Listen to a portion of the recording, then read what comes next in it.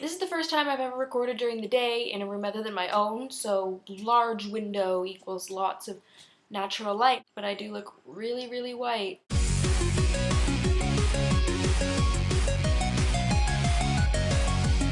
Bucket list? I honestly didn't have one until last night, so I just wrote one last night. I put those like 4 things I already had, and then I sat down and thought about some more things. So these are the top 10 things I want to do before I die, in no particular order.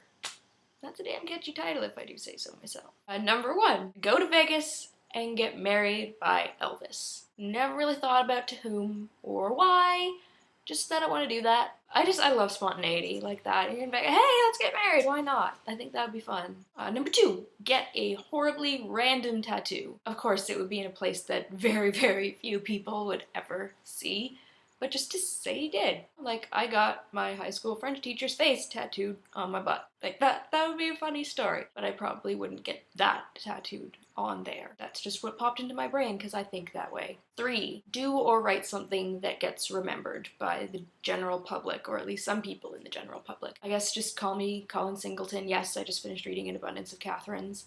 And yeah, I guess it would be good to be remembered for doing something. Number 4, stay in the nastiest motel room I can find. You know, nasty shag carpets, stains on the walls, vibrating coin-operated beds, not necessarily like you get hepatitis by being near it, but that it looks really crappy. You know, I think that would be a fun story, so long as I didn't actually get hepatitis. Number 5, road trip through all of North America, visiting every province/state and every capital. This could actually really tie in with number 8, so stay tuned to listen to that. And Emily, since you brought up going to Europe, I'm inviting myself. Once finances permit, we're gonna go to Europe. Number 6, find something to believe in. I don't care if it's ghosts, zombies, or the intrinsic good of humanity. I just want to find something to believe in before I die. 7, have an entire room dedicated to books. Have a big library instead of just a bookshelf, or as it is right now, a spot in the corner on the floor where I have all my books. I want to have a big library and one of those ladders on wheels that you can whee, whee. I think that would be really, really fun. 8, like I said, this very well may end up being tied together with going on a road trip, but I want to have one big misadventure. Of course, I wouldn't know that it was that when I started. It would start off as a regular thing and just have everything go horribly wrong. I mean, nothing horribly life-ruining. Something that sucks while you're doing it and everything's screwed up. Your entire trip is wasted.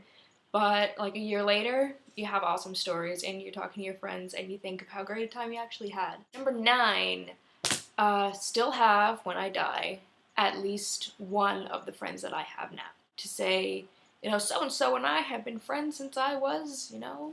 And number 10, I know it's horribly cliche and cheesy, but I want to be happy. All those other things, you know, they'd be great if they happen. What good are all those things if you don't have good people to share it with?